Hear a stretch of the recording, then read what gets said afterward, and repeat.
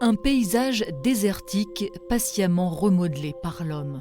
Ces demi-lunes sont des digues de terre construites par des villageois pour retenir plus longtemps les eaux de pluie et permettre à des arbres de pousser sur l'hostile plateau de Sirimi. Au Niger, l'aventure de la Grande Muraille Verte, pharaonique projet de l'Union africaine, a commencé en 2013. La toute première activité, ça a été vraiment la confection des ouvrages de captage des eaux de ruissellement. Ici, on a à peu près une vingtaine d'hectares qui ont été récupérés et puis plantés. Ne sont plantées évidemment que des espèces très résistantes à la sécheresse, comme l'acacia du Sénégal.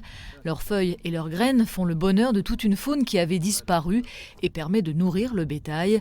En tout, le projet de Grande Muraille Verte vise à reverdir d'ici 2030 100 millions d'hectares de terres arides en Afrique sur une bande de 8000 km de long allant du Sénégal à Djibouti. Pour le seul Niger, l'objectif est de replanter plus de 3,5 millions d'hectares, soit plus d'un tiers du territoire. Le pays en est encore très loin.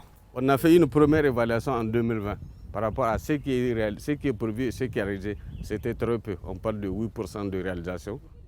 Dans cette course de fond contre la désertification, le Niger part avec un gros handicap, l'insécurité que font régner au Sahel les groupes djihadistes.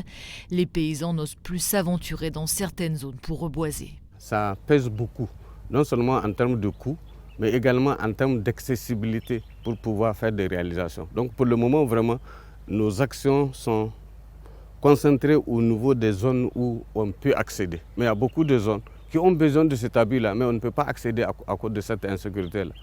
En marge de la COP26, Jeff Bezos, fondateur d'Amazon, a fait une promesse de don d'1 milliard de dollars, essentiellement pour la Grande Muraille Verte. 19 milliards avaient déjà été promis, notamment par des banques de développement pour financer ce projet colossal. Un projet vital pour le Niger. 80% de sa population vit d'une agriculture de subsistance et il devrait passer de 23 millions d'habitants en 2019 à 30 millions en 2030.